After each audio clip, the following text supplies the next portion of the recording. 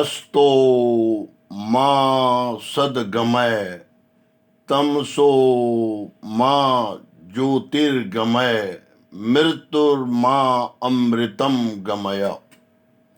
मैंने पिछले बार बताया था कि व्यक्ति अपने जीवन में परिवर्तन ला सकता है। परिवर्तन लाने के लिए जिन 4 चीजों का प्रयोग किया जाता है, पहला वास्तु, दूसरा रत्न, तीसरा जो है मंत्र शक्ति, और चौथा जो है वो सद्पुरुषों की ब्लेसिंग। अब इन 4 चीजों पर हम एक एक करके आपको बताएंगे। पहला, किसी मकान के वास्तु से क्या अंतर पड़ता है। सही दिशा में अगर आपके निवास स्थान है तो जन्म के समय अगर आपका गलत वास्तु था, गर्भ धारण करने के समय अगर आपके जीवन का वास्तु सही नहीं था, तो जीवन में अपने जीने के लिए सही ढंग से वास्तु स्थापित करके अपने जीवन में परिवर्तन ला सकते हैं। एकदम सही ये बात है। उसमें 4 चीज का बहुत महत्व है। पहले जल का, जो हमारे 5 तत्व है, अग्नि, वायु, जल, आकाश और पृथ्वी, इन 5 तत्वों को सही ढंग से निर्माण करने के बाद मेरे मकान का वास्तु सही हो जाता है। जल का स्थान ईशान कोण में रखकर, भोजन बनाने का स्थान अग्नि कोण में करके, और ईश्वर की चिंतन का स्थान ईशान कोण में रखकर, तथा शौचालय को वायव्य कोण में रखकर, मकान में पूरी खुली वायु का आना जाना स्थापित करने के बाद निश्चित तौर पर उस मकान में कोई भी अप्रिय घटना, दुर्घटना नहीं होगी और उस मकान में रहने वाला जातक स्वस्थ, समृद्ध और प्रभावशाली व्यक्तित्व रखेगा। उस पर ग्रह का भी प्रभाव कम पड़ेगा। इसलिए इस बात पर पहला ध्यान देना है। दूसरा, रत्नों के प्रभाव से कैसे व्यक्ति अपने भाग्य में परिवर्तन ला सकता है। अब इसको जरा सूक्ष्म ढंग से समझना है। मनीषियों ने समय को 9 भाग में बांट दिया है। 9 भाग यानी 9 ग्रह, और जो 9 ग्रह है, सूर्य, चंद्रमा, मंगल, बुध, बृहस्पति, शुक्र, शनि, राहु, केतु, इन 9 ग्रहों का काल अवधि तय किया है।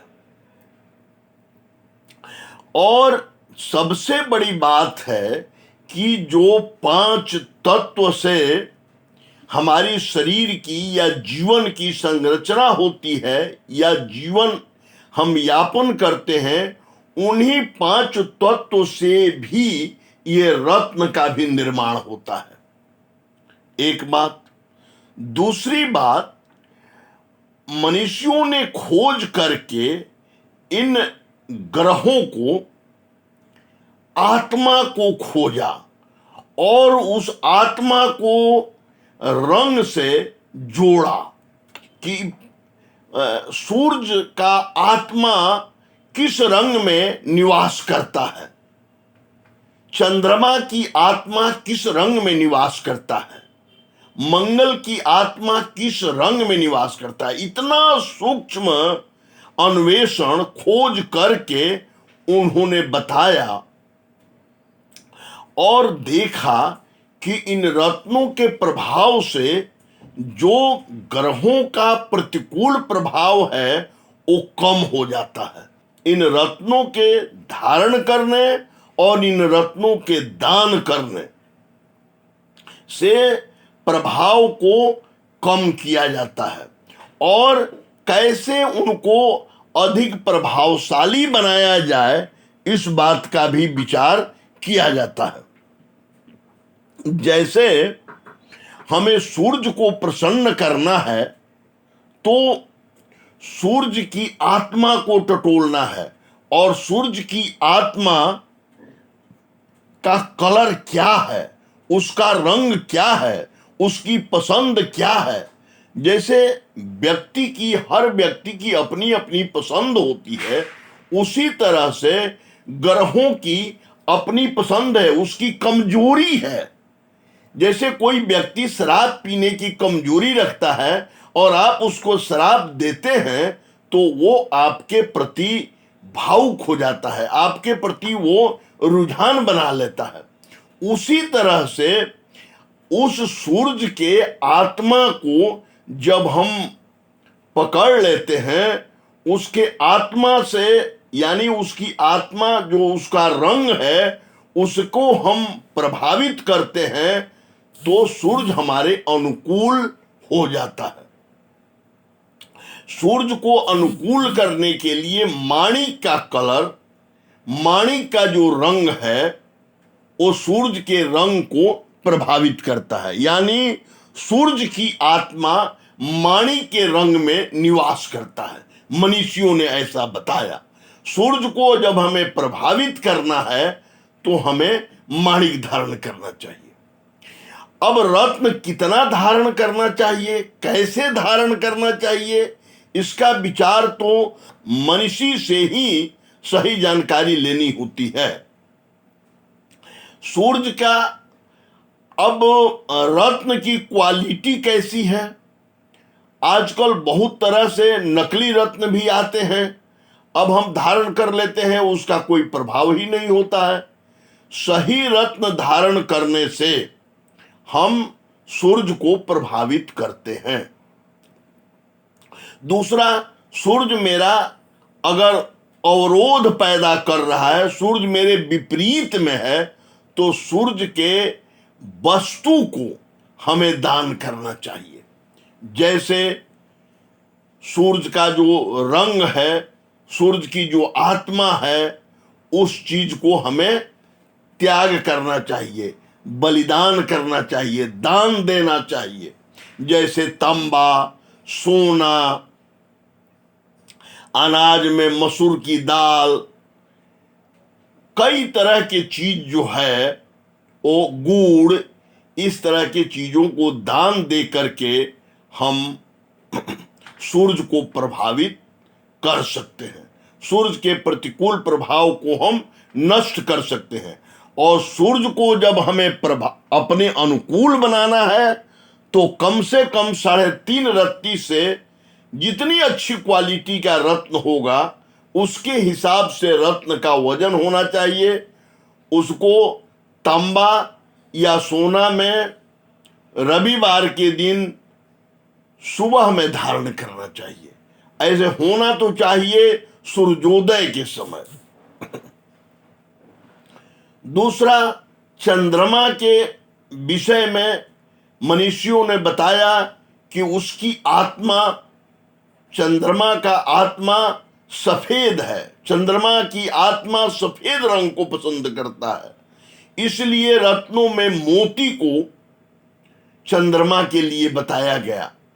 और दान के लिए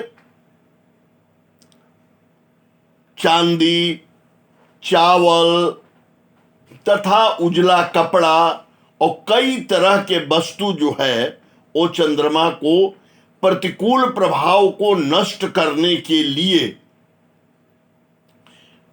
करना चाहिए।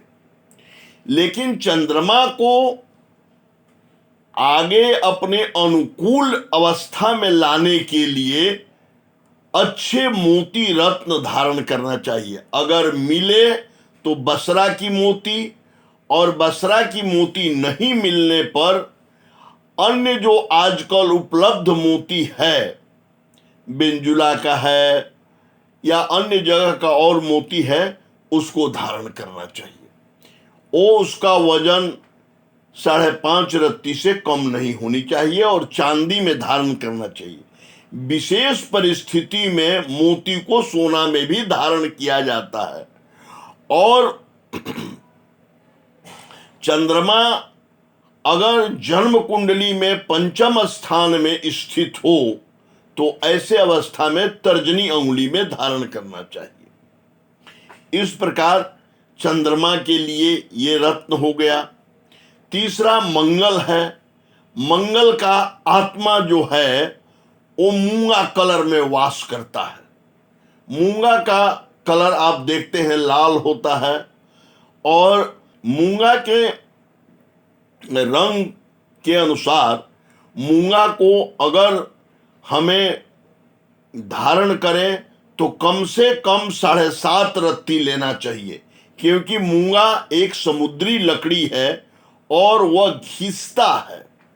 इसलिए कम से कम 5 रत्ती से नीचे होने पर उसका प्रभाव नहीं होता है। इसलिए 7-7.5 रत्ती का रत्न लेना चाहिए, और उसे चांदी और सोना और तांबा तीनों में धारण किया जाता है। मंगल को प्रतिकूल प्रभाव हो तो वैसी स्थिति में मंगल को दान करना चाहिए।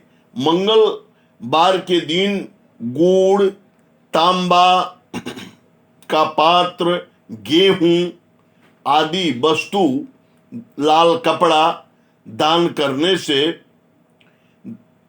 लाभ होता है।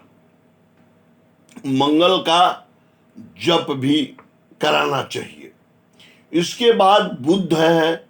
बुध का आत्मा हरा रंग में वास करता है।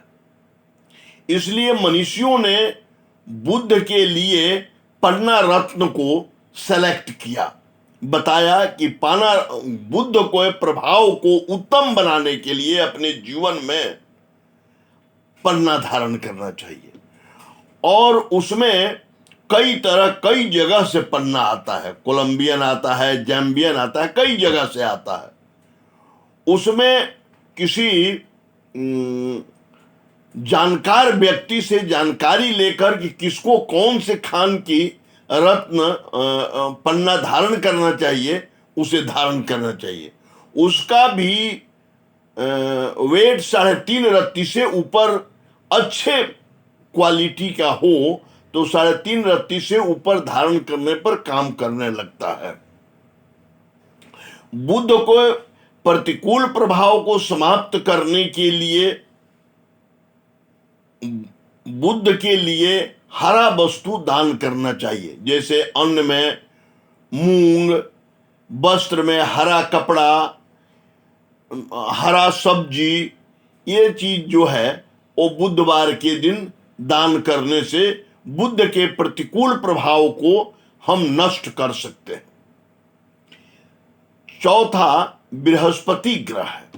बृहस्पति ग्रह की आत्मा पीला वस्तु, पीला रंग में वास करता है। बृहस्पति को अपने अनुकूल बनाना है, बृहस्पति को प्रभावित करना है, बृहस्पति को अपने पक्ष में लेना है, तो उसके लिए पीला पोखराज पहनना चाहिए। और अच्छे क्वालिटी का पोखराज भी कई जगह से आता है। उसमें सिलोनी पोखराज, जो सिलोन का जो पोखराज है, उसे 3.5 रत्ती से ऊपर जितना आप एफोर्ड कर सकते हो, कोई सही ज्योतिषी से जानकारी लेकर उसके सोना में धारण करना चाहिए। पोखराज हमेशा सोना में धारण करना चाहिए।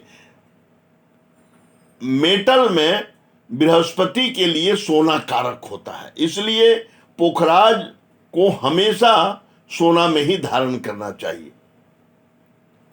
उसमें दान करने के लिए बृहस्पति आपको अगर रोग प्रदान कर रहा है या कई तरह से आपको डिस्टर्ब कर रहा है, मार्केस का फल दे रहा है, तो आप गुरुवार के दिन पीला वस्तु दान करें, जैसे पीला दाल, पीला मिठाई, पीला कपड़ा, सोना भी दान करें, जो आप कर सकते हो। तो इस प्रकार आप बृहस्पति को अपने जीवन में अपने पक्ष और विपक्ष उसके कुप्रभाव को नष्ट कर सकते हैं।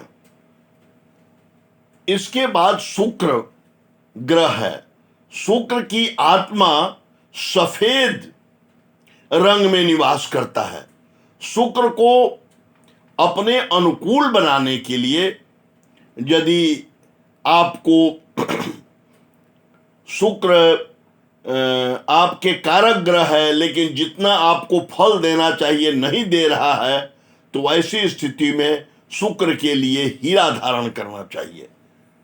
और अच्छे क्वालिटी का हीरा आधा रत्ती से ऊपर काम करने लगता है। 50 सेंट से ऊपर हीरा जो है वो काम करने लगता है। इस प्रकार आप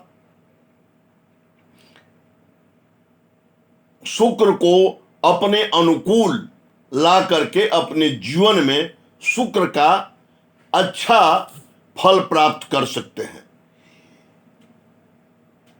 शुक्र के बाद इसके प्रभाव को कम करने के लिए अगर ये आपको कष्ट पहुंचा रहा है, तो इसके प्रभाव को कम करने के लिए आप उजला वस्तु, चावल, दही, दूध, चमकीला पदार्थ, चमकीला कपड़ा, उजला चमकीला कपड़ा आप शुक्रवार को ब्राह्मण को दान दें। इसके बाद शनि ग्रह है। शनि ग्रह का रंग नीला होता है। शनि की आत्मा नीला रंग में वास करती है। शनि को अपने अनुकूल बनाना है तो नीलम धारण करना चाहिए। इसका वेट 3-3.5 रत्ती से ऊपर होना चाहिए और इसे चांदी और सोना दोनों में धारण किया जा सकता है।